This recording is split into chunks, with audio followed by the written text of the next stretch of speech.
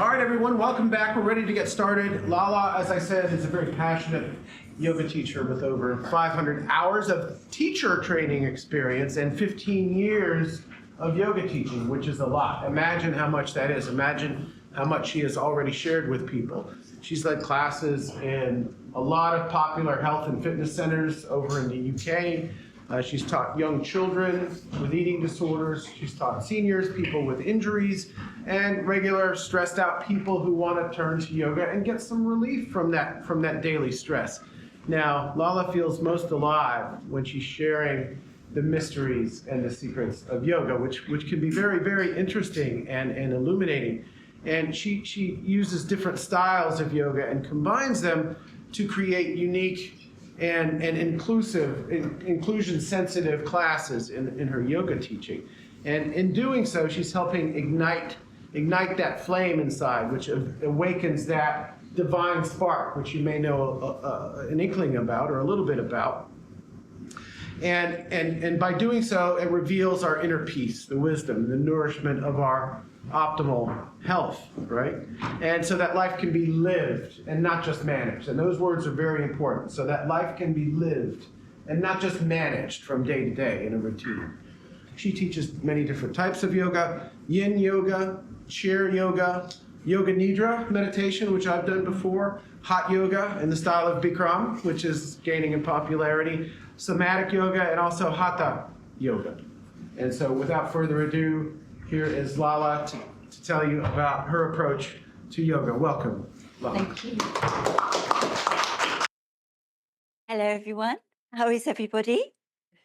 I hope you're all feeling lovely and cozy and warm by the fire, but most importantly, by one another's hearts.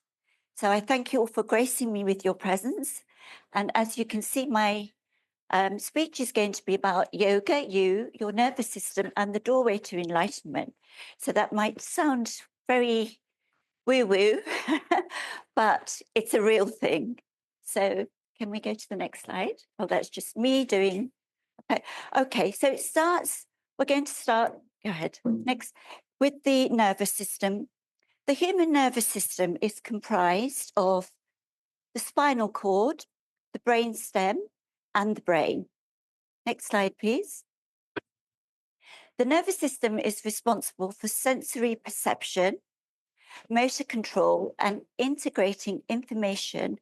It's rather like the wiring of a house. It sends signals or information along pathways to enable control and communication between different areas of the body. It is the spinal cord, the brainstem, and the brain, and all the millions of nerves, and is divided into the sympathetic nervous system, the parasympathetic, and the enteric. And today we are going to be discussing the sympathetic and the parasympathetic divisions. Next slide. While your sympathetic nervous system carries signals that put your body's systems on alert, the parasympathetic carries signals that relax those symptoms. So they have opposite roles, but work together to keep the body in homeostasis, in balance. The sympathetic nervous system is designed to respond to danger or threat. Perceived threats, such as a sudden loud noise, a near-miss accident, or a perceived act. Now, this word is highlighted for a reason, as you will see later. This activation is known as the fight or flight response, but in victims of trauma, there's also a freeze response, rather like a rabbit in the headlights, where they won't run from danger, they won't fight, they'll just freeze. So under threat or stress, the body optimizes target functions to enable you to act. So these are increased rate and blood pressure, rapid breathing, sweating, increased glucose release into the bloodstream, enhanced muscle tone, and readiness for action, and the pupils dilate. So here you can see the different divisions. which I've just talked about. So I just wanted to have you see a visual of that. Next slide.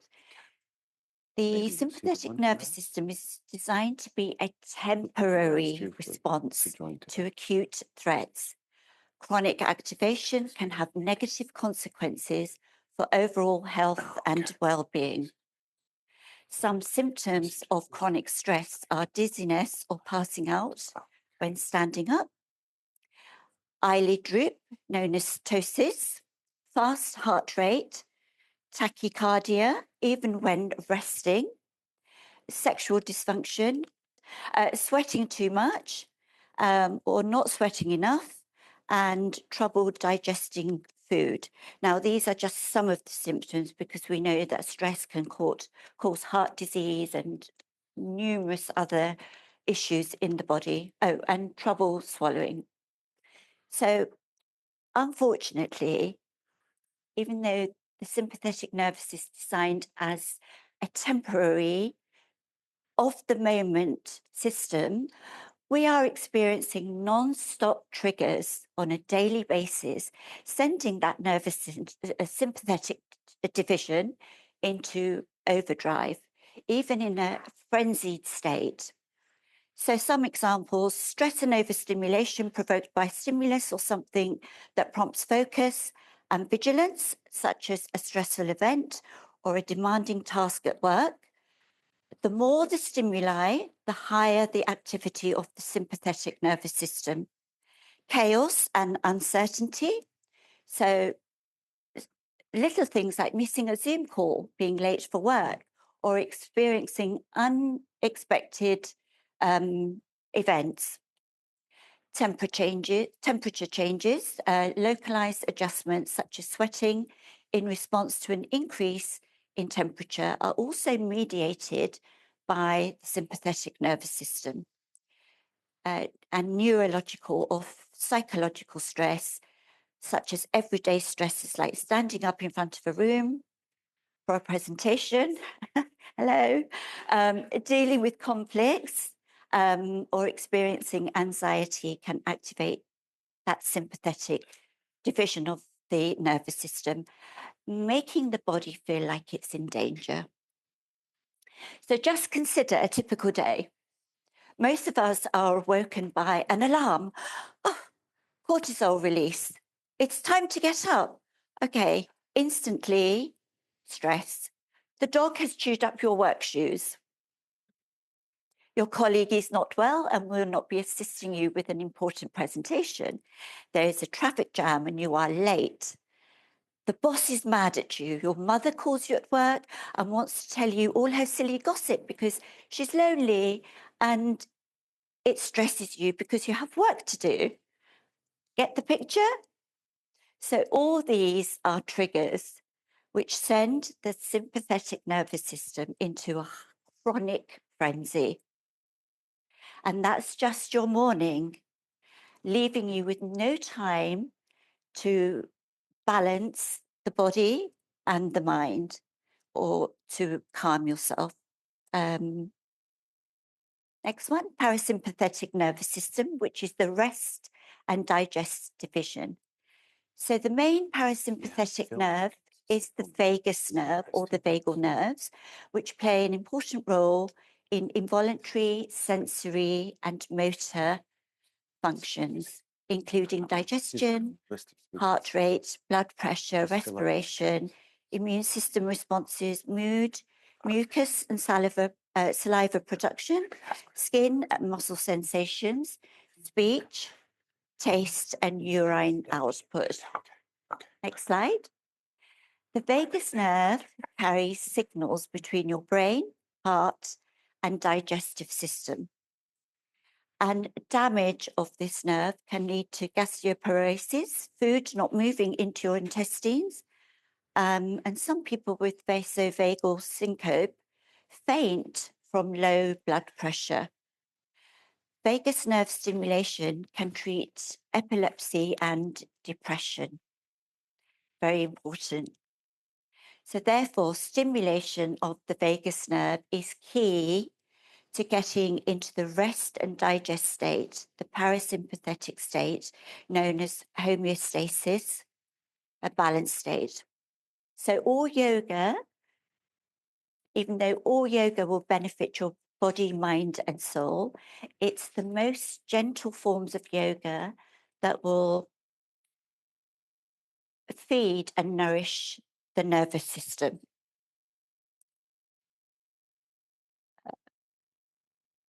And awareness. So yoga with awareness. So it's not dynamic, fast movements. It's slow movements, sending complete awareness to every part of the body that you're actually working. Next slide. So where does it all begin?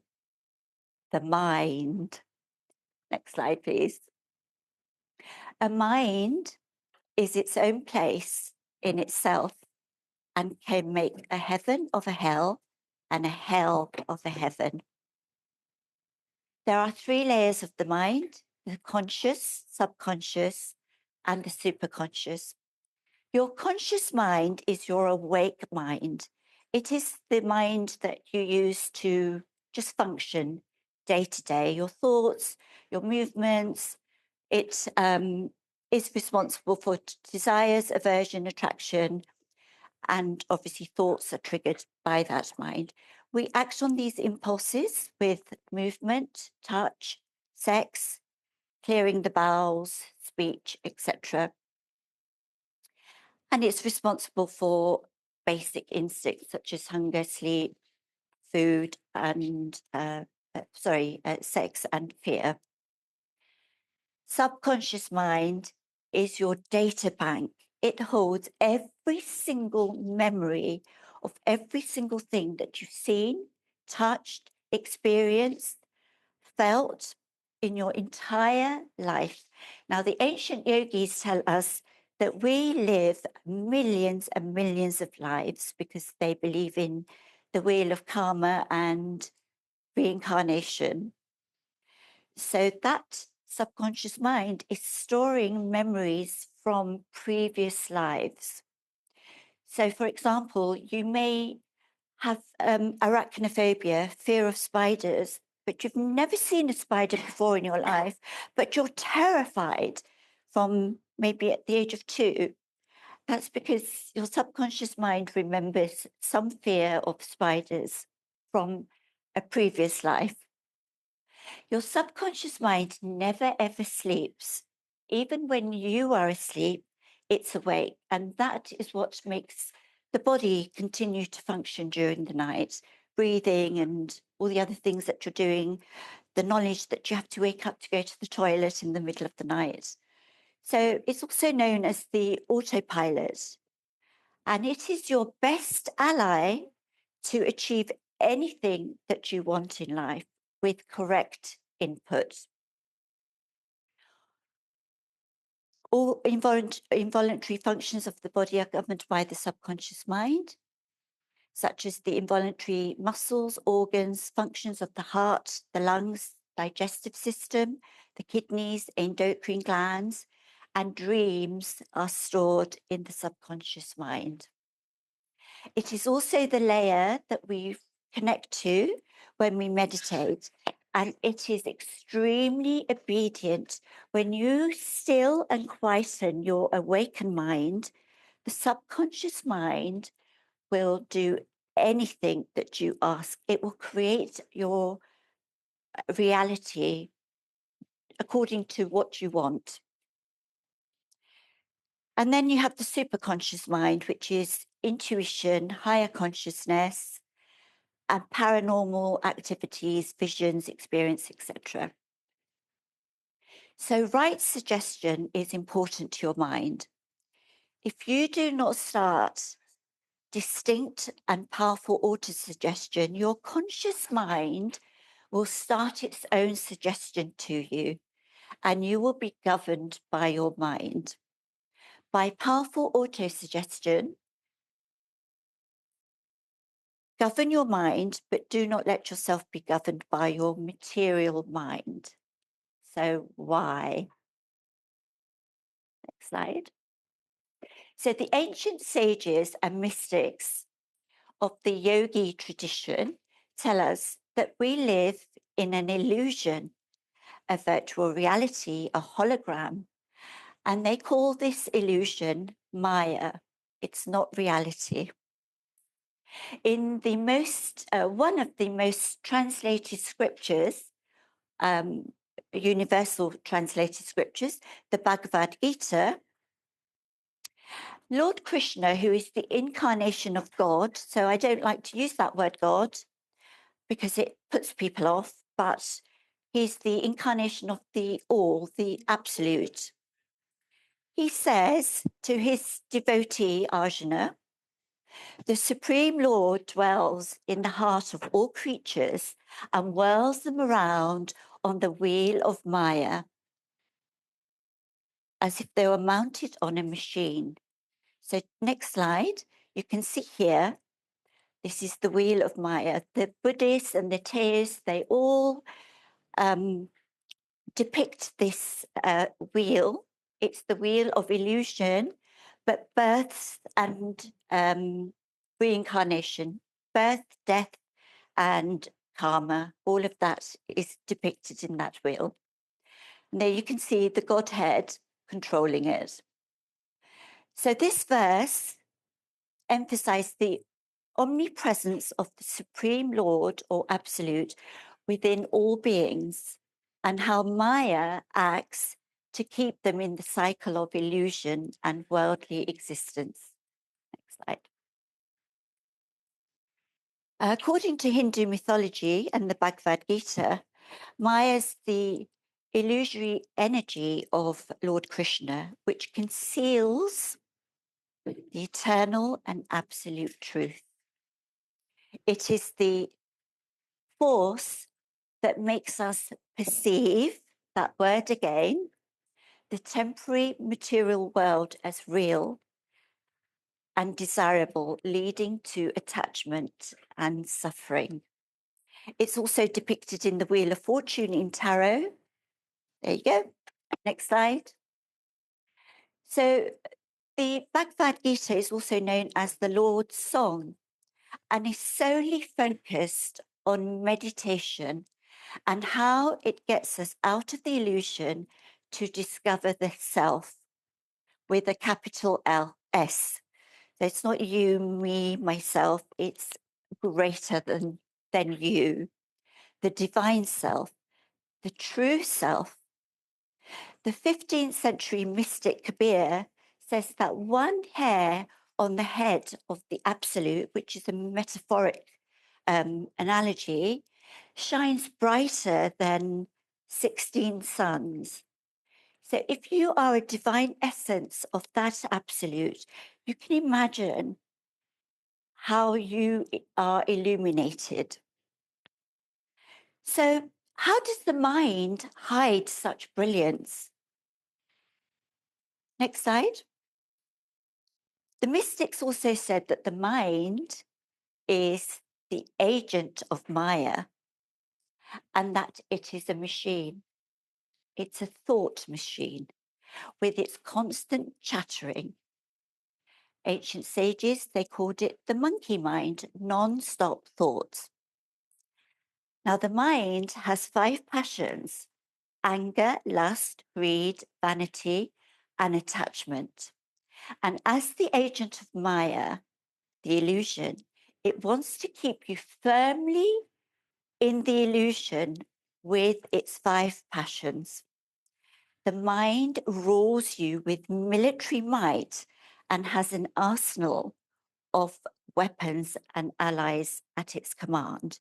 These are the ego, which is full of hatred, by the way, but that's a whole presentation in itself. Next slide.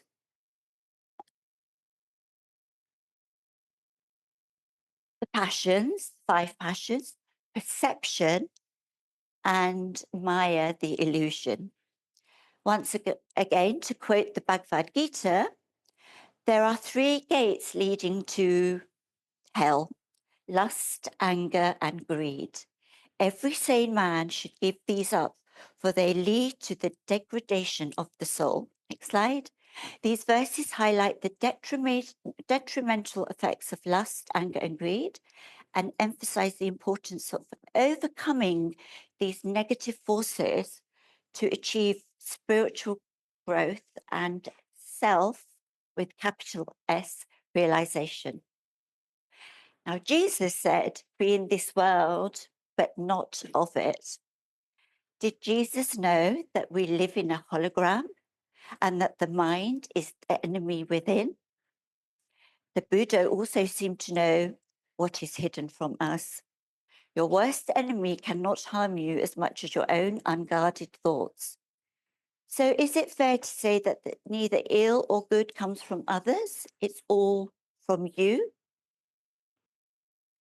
So the mind will not stop its chatter, because in silence, we begin to see our inner light, a divine radiance. We discover the elusive and exquisite gem which has been hidden behind the dark chambers of the mind. Imagine if you find a diamond. Would you be ecstatic? So when discovering your own inner treasure, we experience ecstatic bliss, which penetrates the daily grind of our lives and imbues us with peace, wisdom, and compassion. It's like, Eureka! I found it. I'm not the mind. I'm not the body, but something more magnificent, majestic, eternal, infinite. And the mind cannot and will not allow you to know that. So, what is that something? Again, to quote the Bhagavad Gita, weapons cannot shred the soul, nor can fire burn it. Water cannot wet it, nor can the wind dry it. Essentially, it's telling you that your soul is indestructible, not like your body, not like your mind. Mind is just a machine. In mind, in the book Mind Management and Raja Yoga, Swami Saraswati, next slide, says that the mind is devious because it will keep you feverishly impassioned in the 5 passions. Once you remove the veil of Maya, the illusion shrouding your divinity, the self, you pay no attention to the mind and it begins to back off, no longer controlling you because you have it firmly reined in. The oldest quest of man's history since time began is, who am I? What am I doing here? What is the meaning of life, etc.? So the ancient yogi mystics and sages tell us that we're only here to find the truth, which is self-realization, as clearly expounded by Lord Krishna in an entire book explaining this one point.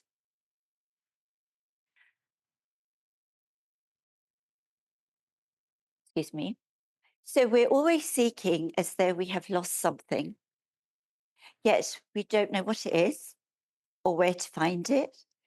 And we mistakenly believe that it's in impermanent material possessions, money, fame, fortune, glory, etc. But we never find the truth while you're in an illusion, because the illusion is a lie and the truth cannot dwell in a lie. Some even feel empty all their lives, wanting to go home because the illusion does not feel right. So we said that Jesus said, "Be in this world, but not of it." And he also said, "My kingdom is not of this world." And he was telling us all the same ideas apply to us. So that brings me to the analogy of the ancient sages about the musk deer. The fabled musk deer searches the world over for the scent of musk, but it comes from himself. And that is what we do. We seek outside of ourselves for happiness, fulfillment, etc., in the transient, impermanent illusion, whilst the treasure is right here inside us. Son of a gun, it's inside me all along. So I don't know if anyone's ever read the book, The Alchemist by Paul Coelho. He talks about, so The Alchemist tells the story of a story of Santiago, a young Andalusian shepherd boy who yearns to travel in search for worldly treasure. His quest begins with a recurring dream of finding treasure at the Egyptian pyramids, and he experiences many things looking for something, a treasure. Next slide. In the end, Santiago finds his treasure, not gold or riches, but the understanding and acceptance of his own destiny. He discovers that the treasure was within him all along, and that his journey was a metaphor for self-discovery and the pursuit of one's dream. So where does it really all begin? The mind and perception, understanding the illusions, the nature of perception. Our mind is a very powerful instrument, capable of perceiving the world in myriad ways. However, it's crucial to understand that everything the mind experiences and thinks is a product of perception, which is inherently subjective. This subjectivity means that our perceptions are influenced by our beliefs, past experiences, and current state of mind.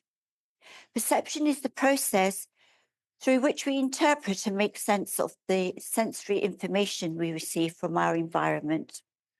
It involves recognizing and organizing stimuli based on our existing knowledge and expectations. This process is highly individual and can vary greatly from person to person. What one person perceives as a threat, another might see as an opportunity, highlighting the subjective nature of our experiences. So the ancient yogis have an analogy of the rope and the snake. You could be in a dark lit street and you think there's danger because you see something coiled, and you think it's a snake. So you're immediately going into this perception of fear and triggering your sympathetic nervous system. However, when you take a closer look, you realize that it's just a rope. Next slide. There you go. You can see snake or rope. So it perfectly illustrates how the mind creates illusions based on incomplete information or perceived notions.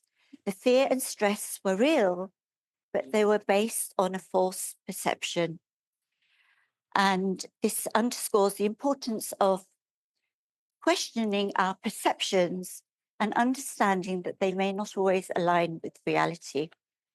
Another illusion, the American cartoonist William Eli Hill drew a picture, the wife and the mother-in-law.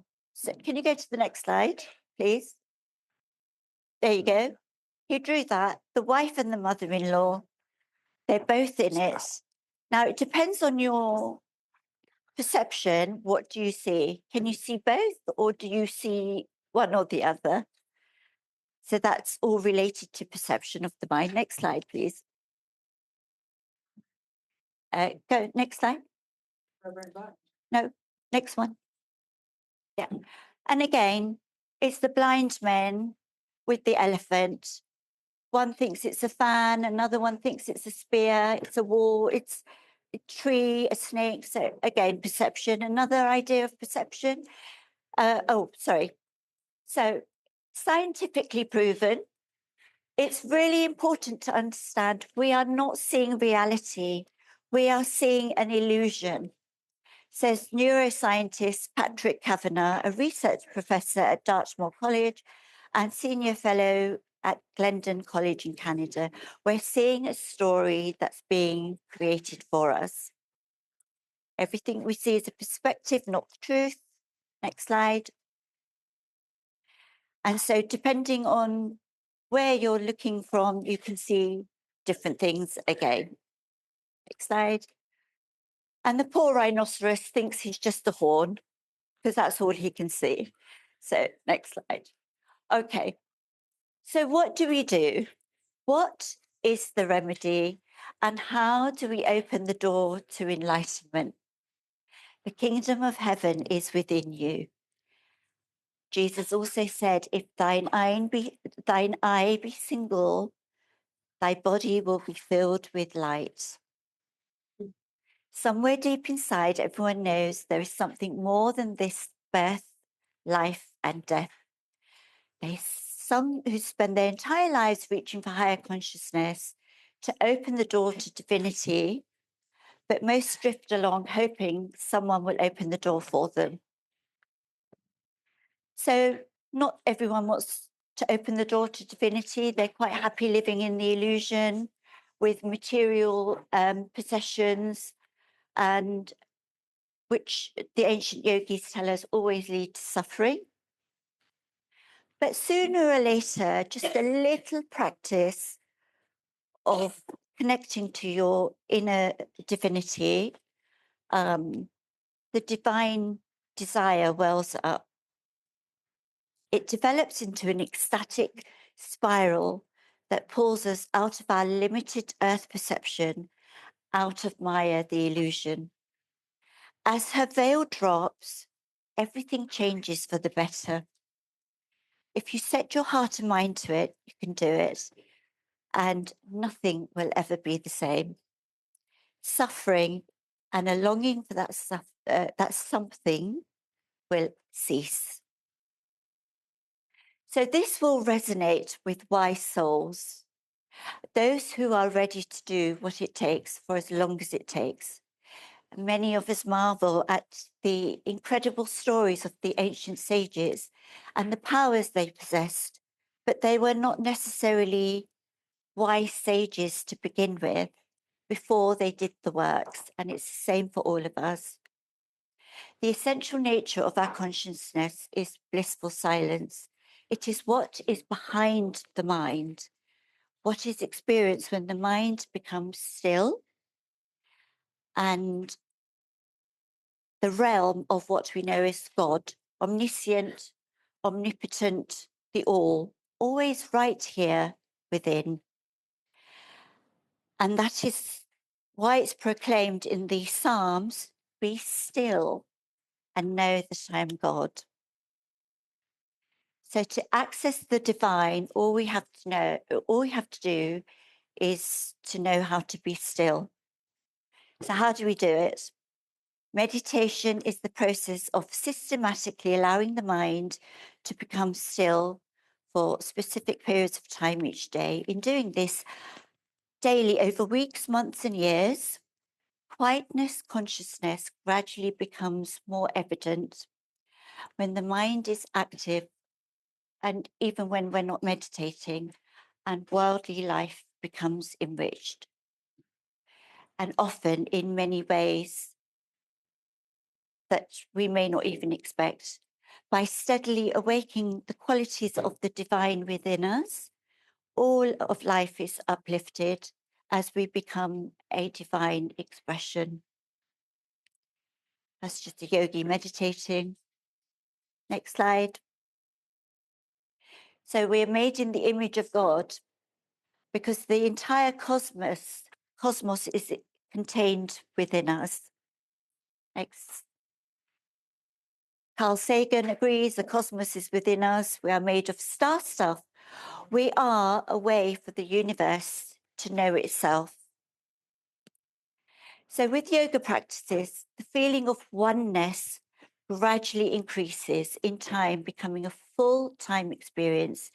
Indeed, yoga means union, and you said it means, it says, it's pronounced as yuga here, and that's exactly the Sanskrit translation, yug. So in the Bhagavad Gita, again, Lord Krishna advises how to meditate, living in this. Okay, so this may not apply to modern times, so don't take it as relative to your culture, but get the essence of it. Living in a solitary place, eating little, controlling the mind, the body, and the power of speech, because your words are like magic. They can be dark magic or white magic. Always engaged in meditation and yoga, taking refuge in detachment, having subdued desire, anger, and pride, being devoid of personal possessions and peaceful.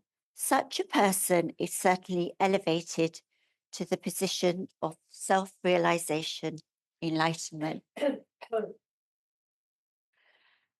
So one of the primary characteristics of natural morality which emerges from within us as part of our rising inner silence is the quality of love.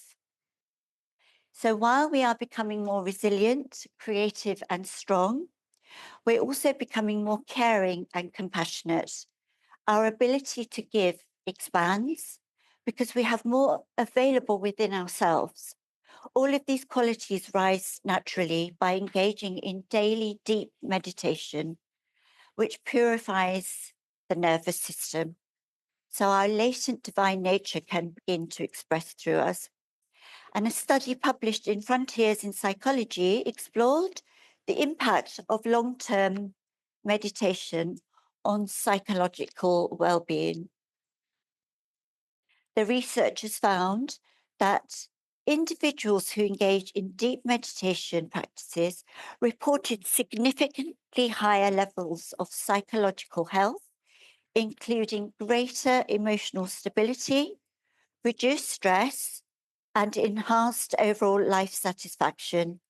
These findings suggest that deep, next slide, meditation can lead to states of consciousness that resemble descriptions of enlightenment in spiritual traditions. And from physiology and neurology, we know that the spinal cord is the main highway of our functioning. From yoga, we know that the spinal cord is the main highway of the life force, which is the ether, the chi in our body. So yoga also recognizes that as we purify and open the nerves, inner experiential openings occur. And this is the central principle in deep meditation, where we systematically go from thinking to inner silence and come out into the body, mind with great purifying effects. Another study, my colleague Sigmund Samuel recently explored the neuroscience of meditation. During her reporting, she found good evidence that a regular meditation practice is associated with compassion. So our yoga practice should be gentle with awareness to purify the nervous system, which is the pathway to the door to enlightenment. So if we want a better world with more love and compassion, we need to heed the advice of Gandhi. Change will not come if we wait for some other person or some other time. We are the ones we've been waiting for. We are the change that we seek. Knock and the door will be opened. In Luke 11, 9, 10, Jesus says, "So I say to you, ask and it will be given to you. Seek and you will find." Sorry, where are we? Seek and you will find. Knock and it will be open to you. For everyone who asks receives, and he who seeks finds, and to him who knocks it will be opened. This is your door to enlightenment. And that's it. Thank you very much. Was that did everyone get the essence of what I was saying? I had to go the long way around it to explain how the mind lives in an illusion, how we live in an illusion, how the mind is at fault because it's deceiving you all the time with its passions, which it draws you into those passions through your senses. You know, you see something beautiful and you want it, or you touch something. And so that had to be explained in that way. But does anyone have any questions at all? No? Yes. When you think of yoga in a very ignorant perspective, you think of sitting down in certain poses and meditating. But there's a lot of mental to what's happening, the work, and there's so much work and inside your mind. So what is the balance? Like it's like a balanced approach, like Okay. one is one over the other. Okay, so not to upset anyone, but unfortunately, yoga in the West has been very corrupted. It's become a physical exercise.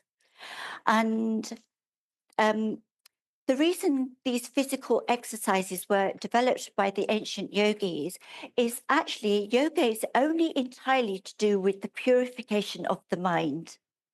So, because the body is so toxic and so tainted, you cannot access the mind. For example, if you are sick and you're an alcoholic or taking lots of pharmaceutical drugs, you cannot meditate. So you have to purify your body. You have to cleanse the body through yoga practice. And then you start to open the energy channels, which are in the spinal cord, the nervous system. And it's not easy because there are three, aside from the chakras in the spine, in the spinal column, which are energetic wheels of prana, energy, you've got three powerful ancient deities, Brahma, Vishnu, and Rudra, sitting along your spinal column, creating knots, psychic knots. So they don't want you to come out of the illusion. They want to make it as hard as possible. So you have to cleanse your body. Through cleansing your body, you'll cleanse your nervous system. Then you purify the mind. Now, what is the balance? A lot of people don't want to meditate because they say, I can't meditate. But it's just like saying, well, I can't touch my toes. If you don't practice, or I can't type, if you don't learn to do it or practice it, you'll never do it. So the balance is to try to begin to bring some silence into everything you do every day. Be aware, do a very gentle yoga practice. 10 minutes a day will begin to cleanse the body. And while you're doing that yoga practice, you are actually meditating, you're breathing. So just by doing a gentle physical yoga practice, you don't have to embark on meditation. But eventually, like I said, you probably will, because I've never in 15 years of teaching yoga had anyone say to me, oh, I didn't like that. Everyone is, I know one person is allergic to yoga,